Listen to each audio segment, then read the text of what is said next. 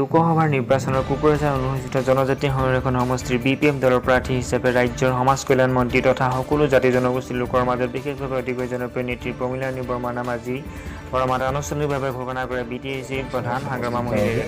আমি পাইছোঁ আমাৰ সন্মানীয় প্ৰমীলাৰাণী বাইদেউক আমি পাইছোঁ। 2014 বৰ্ষৰ লোকসভাৰ নিৰ্বাচনত নৱশৰণীয়া কৰবৰ ভোটাৰে পক্ষভাৱে সমৰ্থন দি জয়ী কৰাইছিল যদিও শৰণীয়া তেওঁৰ 5 বছৰীয়া কাৰ্যকালত ৰাজভোগ কৰাৰ বাদে সংসদীয় সমষ্টিটোত অবৰো লোকৰ বাবে বিশেষ কোনো কাম নকৰিলে। গতিকে নৱশৰণীয়া এনেধৰণৰ কাৰ্যৰ প্ৰতি ক্ষোভিত হৈ অবৰো লোকেও জ্যেষ্ঠা আৰু দক্ষ নেত্ৰী প্ৰমীলাৰাণী বৰ্মাৰ প্ৰতি সমৰ্থন জনোৱাত কোকৰাঝাৰ লোকসভাৰ সমষ্টিত প্ৰমীলাৰাণী বৰ্মাই যে সেই কাহি মাৰিব বুলি ক'ব পাৰি যদিও 23 মে'ৰ ফলাফললৈ অপেক্ষা কৰিব লাগিব।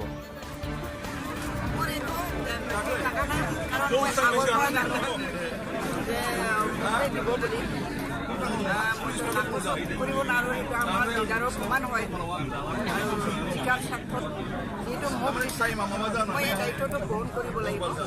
এইটো বহুত কঠিন দায়িত্ব হয়, গতিকে আপোনালোকৰো মই সহায় সহযোগিতা লাগিব, গ্ৰহণ কৰিব লাগিব। মই কৰিছোঁ, আন্তৰিকতাৰে গ্ৰহণ কৰিছোঁ আৰু ৰাইজৰ কাম বহল ভিত্তিত আৰু কৰিবৰ কাৰণে মই সুবিধা পাওঁ, সেইটোৱে মোৰ আনন্দ লাগিছে। বিজেপিৰ লগত থাকি কেনে লাগিছে আপোনাৰ?